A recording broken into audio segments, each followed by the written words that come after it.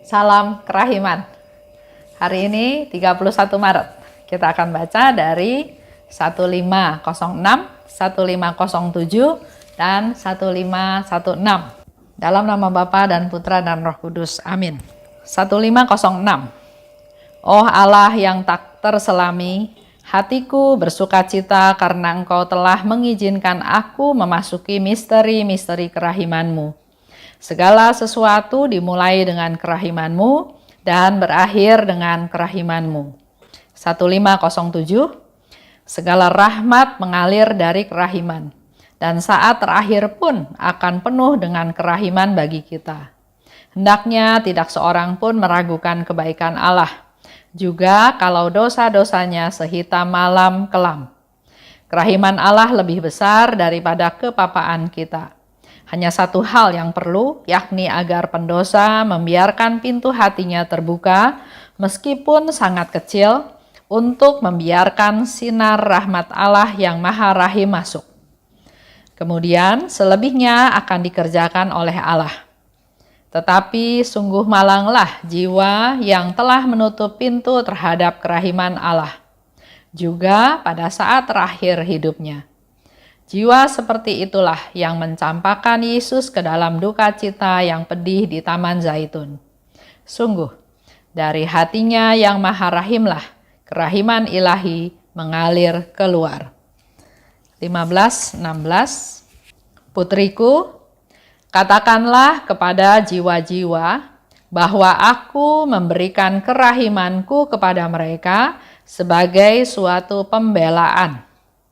Aku sendiri bertempur menggantikan mereka dan menahan murka yang memang sepantasnya dijatuhkan oleh Bapakku. Ini hari terakhir bulan Maret. Hari terakhir kita bahas tentang belas kasih. Karena besok bulan April kita akan mulai dengan tema yang baru, yaitu tentang trust, percaya. 1506. Oh Allah yang tak terselami, hatiku bersukacita karena Engkau mengizinkan aku memasuki misteri-misteri kerahiman-Mu. Ada satu ungkapan kegembiraan, sukacita, karena Yesus Tuhan mengizinkan Suster Faustina memasuki misteri-misteri kerahiman Tuhan. Karena memang kerahiman Tuhan itu nggak bisa kita bayangkan. Bahkan di diary nomor yang lain disebutkan malaikat pun nggak bisa mengerti tentang dalamnya, besarnya, luasnya tentang kerahiman Tuhan. Nggak bisa diselami. Dan Suster Faustina katakan, segala sesuatu dimulai dengan kerahiman-Mu. Tuhan menciptakan kita manusia karena kasih-Nya, karena kerahiman-Nya, dan berakhir dengan kerahiman-Mu. Jadi kita sangat butuh kerahiman Tuhan tersebut. Kerahiman Tuhan sangat dibutuhkan oleh orang berdosa. Kita pun berdosa. Setiap manusia yang setia, yang taat, yang menyebarluaskan kerahiman, para imam, kaum biarawan, biarawati, semua manusia butuh kerahiman Tuhan. 1507. Segala rahmat mengalir dari kerahiman, dan saat terakhir pun akan penuh kerahiman bagi kita. Oleh sebab itu, terus-menerus Yesus katakan, tenggelamkanlah dalam jam kerahiman, datang dan tenggelamkanlah dirimu dalam lautan kerahiman Tuhan. Kalau kita sudah menenggelamkan diri dalam lautan kerahiman, di mana-mana itu kerahiman Tuhan, kita sungguh bahagia, kita sungguh sukacita. Karena yang ada hanya kerahiman Tuhan, kebaikan Tuhan, kemurahan Tuhan, pengampunan dari Tuhan. Jangan ragukan kebaikan Allah. Kalau ada di antara kita masih meragukan, Allah itu baik. Tapi, itu jangan diragukan, karena Allah itu sungguh-sungguh baik. Seorang ibu yang berkata bahwa Allah itu baik, tapi kok dia kasih saya suami yang tidak baik? Seolah-olah Allah salah kasih ya. Yang harus dia pikirkan, yang harus dia lakukan, yang harus ada dalam imannya dia bahwa Allah itu baik. Nah, kenapa dia dikasih suami yang tidak baik? Pasti ada tujuannya, ada maksudnya. Dengan membuka hati, dengan rendah hati, dengan menyadari kepapaan, ketidakberdayaan, kedosaannya dia sendiri, mungkin penilaiannya terhadap suaminya juga nanti akan berkurang. Enggak melulu jahat ya. Karena manusia itu tidak berdaya. Manusia itu sangat mudah jatuh dalam dosa. Dan kalau ini terjadi buat ibu tersebut, maka ini adalah kesempatan dia untuk memakai rahmat kerahiman yang Tuhan berikan untuk mengampuni suaminya. Untuk berdoa buat suaminya. Untuk menjadi alatnya Tuhan untuk mempertobatkan jiwa tersebut supaya jiwa tersebut juga selamat. Lanjut. Hanya ada satu hal yang perlu, yaitu agar pendosa membiarkan pintu hatinya terbuka meskipun sangat kecil. Memang kalau kita tutup pintu, nggak ada yang bisa masuk. Tapi kalau membuka pintu sedikit aja, tapi berarti kan sudah ada celah. Nah, begitu ada celah sekecil apapun, maka sinar rahmat itu bisa masuk. Oleh sebab itu, kita, yang tadi contoh ibu tadi, jangan hanya suami saya nggak baik, suami saya jahat. Tapi berdoa buat dia supaya ada celah walaupun sedikit. Supaya sinar kerahiman masuk kepada dia, supaya dia bisa melakukan pertobatan. Begitu pula dengan kita semua. Kita butuh buka hati. Buka hati untuk supaya sinar-sinar kerahiman itu masuk, menghibur kita, menguatkan kita. Orang yang putus asa menjadi tidak putus asa, menjadi punya pegangan, menjadi percaya lagi sama Tuhan, tahu bisa mengandalkan Tuhan dan seterusnya. Karena kalau pintunya ketutup, sinar kerahiman Tuhan nggak bisa masuk. Biar bagaimanapun caranya. Tapi kalau sudah terbuka dan kita bisa bantu hal itu untuk menjadi terbuka walaupun sedikit, yaitu dengan doa kita, doa silih kita, mati raga kita untuk orang tersebut. Supaya pintu hatinya terbuka walaupun sedikit. Karena selebihnya di sini dikatakan akan dikerjakan oleh Allah. Kita buka pintu sedikit, Allah yang akan kerja selanjutnya. Contoh seorang bapak, saya baru dengar juga beberapa hari yang lalu. Calon istrinya Katolik, dia bukan. Nah, waktu mau menikah, pasti mertuanya minta supaya menantunya jadi Katolik, supaya sama seperti anaknya. Dia bilang, iya dah, mau masuk Katolik, karena memang belum dapat kan anaknya. Tapi begitu sudah menikah, terjadilah tarsok, dia belum menjadi Katolik. Sampai suatu kali mengalami satu kejadian di mana dia mengalami sesuatu yang begitu mencekam, begitu mengancam dia, mengancam jiwanya, maka dia berdoa sesuai dengan yang jadi kepercayaan dia. Dia berdoa, selesai berdoa bukannya beres, tapi dia malah mendapat ancaman yang lebih serius lagi. Kemudian dia berdoa lagi dengan cara dia berdoa, dengan kepercayaannya dia, malahan bukannya bertambah baik, tapi semakin dia tidak berdaya. Akhirnya dia putus asa, dia nggak tahu harus bagaimana lagi. Dia telepon istrinya, minta tolong didoain, minta tolong bantuin dia, karena dia sudah pakai dengan caranya dia, dengan kepercayaannya dia, tapi dia nggak bisa mengatasi problem tersebut.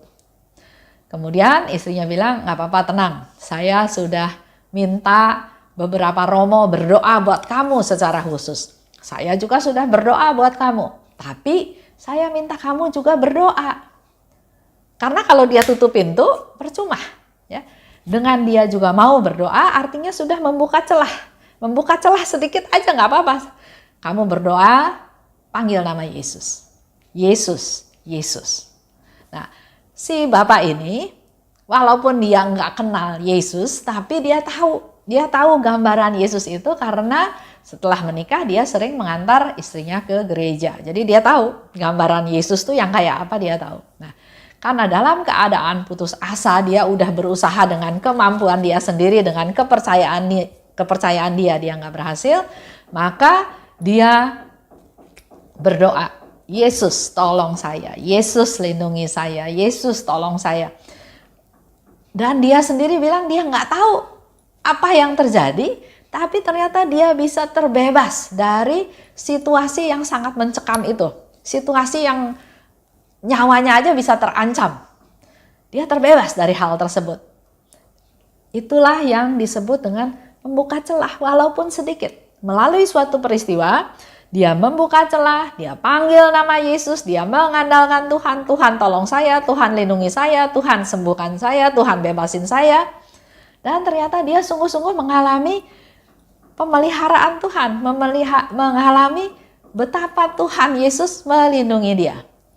Akhirnya dia bilang sama istrinya, saya mau les agama, saya mau jadi Katolik.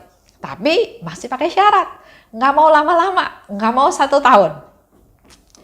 Akhirnya diproses sedemikian rupa, ketemu seorang pastor, dan pastor ini melihat kesungguhan dia, bukan hanya ikut-ikutan istri, bukan hanya ya sudah asal ada tanda aja bahwa dia Katolik, tapi dia sungguh-sungguh merasakan Tuhan itu ada, Tuhan itu melindungi dia, Tuhan itu memperhatikan dia, menyayangi dia, mengasihi dia. Jadi harus cari siapa lagi? Oleh sebab itu akhirnya dia dibaptis dan sekarang menjadi salah seorang yang sangat aktif dalam pelayanan. Jiwa yang menutup pintu terhadap kerahiman Allah sampai akhir hidupnya, jiwa inilah yang mencampakkan Yesus ke dalam duka cita pedih di Taman Zaitun. Itu yang dikatakan. Contoh lagi, ada seorang ibu. Ibu ini sudah sakit ya, sakit sekarat, dalam kondisi sadar tidak sadar, tapi di akhir-akhir saatnya sebelum dia benar-benar menjadi tidak sadar, dia punya dendam, dia punya benci kepada mertuanya. Dan dia katakan kepada anaknya sampai kapanpun dia nggak bakal mengampuni mertuanya. Apa yang akan terjadi padanya? Seperti yang dikatakan di sini, jiwa yang menutup pintu terhadap kerahiman Allah sampai akhir hidupnya, dialah yang mencampakkan Yesus dalam duka cita yang pedih di Taman Zaitun. 15:16. Yesus katakan, putriku, katakanlah kepada jiwa-jiwa bahwa aku memberikan kerahimanku kepada mereka sebagai pembelaan. Kembali lagi Yesus dengan kerahimannya, dengan kemurahan hatinya, dengan kepeduliannya, dengan kasihnya kepada kita semua manusia berdosa. Minta lagi Suster Faustina untuk katakan kepada jiwa-jiwa bahwa aku memberikan kerahiman itu sebagai suatu pembelaan. Bukti aku mengasihi kamu, aku bela kamu, ya. Yesus membela manusia. Yesus menyembuhkan manusia. Yesus merawat luka-luka kita. Yesus bahkan menghilangkan kemalangan-kemalangan. Betapa banyak kita bisa mendengar di gereja doa umat, dalam doa umat bersyukur Tuhan atas terkabulnya doa. Bersyukur Tuhan atas banyak yang dipanjatkan. Rasa syukur tersebut itu sebagai salah satu hal di mana Yesus menghilangkan kemalangan-kemalangan atau masalah-masalah yang sedang dihadapi. Yesus katakan, aku sendiri bertempur menggantikan mereka. Yesus bertempur menggantikan kita semua. Dan Yesus juga menahan murka yang memang sepantasnya dijatuhkan oleh Bapakku.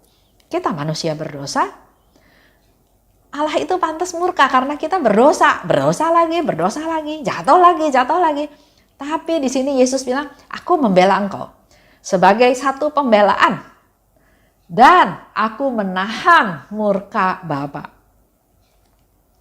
Murka yang sudah sepantasnya dijatuhkan kepada kita semua manusia berdosa.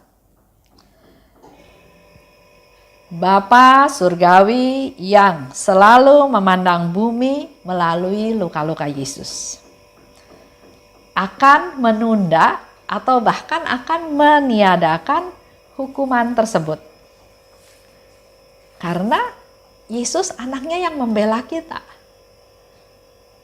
Bapa surgawi akan menunda atau meniadakan hukuman-hukuman tersebut. Sebab ia tahu hukuman hanyalah cambuk yang menyadarkan manusia yang berdosa tapi tidak menghilangkan dosa itu sendiri. Sama ya seperti kita punya anak kecil dulu ya. Dia main becek-becekan terus lari ke dalam rumah. Rumahnya jadi kotor. Mungkin kita pukul dia, kita cambuk dia ya. Tapi enggak menghilangkan kotoran yang ada di lantai tersebut. Kasih tidak bisa menghentikan kejahatan. Tapi karena Allah itu maha kasih, akhirnya kasih akan menang. Jadi kalau ada kejahatan, kita lawan dengan kasih bukan satu kali. Biasanya kita kalah kalau satu kali, tapi dengan terus mengasihi, minta rahmat kasih dari Tuhan, terus kita minta kasih dari Tuhan dan kita berikan terus. Kejahatan itu kita lawan terus dengan kasih, akhirnya kasih akan menang. Kasih selalu menyediakan waktu untuk bertobat. Jadi kalau kita mengasihi orang itu, kalau suatu hari orang itu bertobat, maka kita harusnya memberikan kesempatan dia untuk bertobat. Jangan ultimatum, kamu salah, kamu berdosa, kamu nggak saya ampuni. Tapi kalau kita punya kasih dari Allah, sejahat-jahatnya orang itu, kalau dia mengakui kesalahan dan dia bertobat dan dia minta ampun dengan kasih Allah, kita mampu mengampuni dia. Katakanlah, hai putriku, bahwa pesta kerahimanku telah muncul dari lubuk hatiku sendiri untuk memberikan penghiburan kepada seluruh dunia. Menjelang pesta kerahiman ilahi, kita diingatkan kembali oleh Yesus bahwa melalui pesta kerahiman yang muncul dari lubuk hatinya Yesus memberikan penghiburan kepada seluruh dunia. Yesus itu pembela dan penghibur kita. Dan ia siap menghibur dan membela siapa saja yang datang padanya. Mari kita sungguh-sungguh memakai masa pertobatan ini, sungguh-sungguh masuk ke dalam masa pertobatan, memanfaatkan masa tersebut karena Yesus membela kita, Yesus menghibur kita, dan dia akan siap menghibur dan membela kita yang datang padanya. Itu aja, sampai 31 Maret. Besok kita akan masuk dengan tema yang baru. Dalam nama Bapa dan Putra dan Roh Kudus. Amin. Salam kerahiman.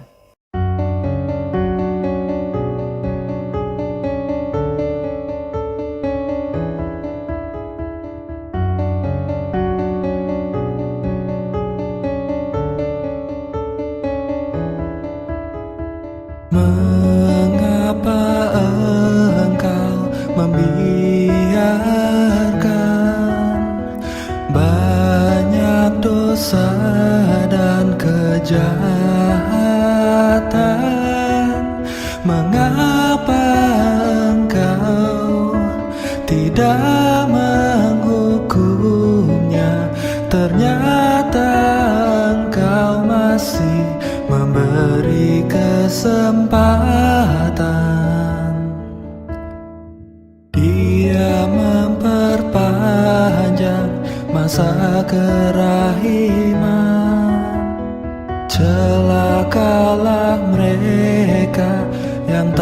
menyadari, tulis dan wartakan kerahimannya. Mohon rahmat bagi mereka yang berdosa. Ya Yesus, terima kasih atas semua kesempatan yang Engkau beri. Ya Yesus, ampunilah atas semua dosa yang terjadi.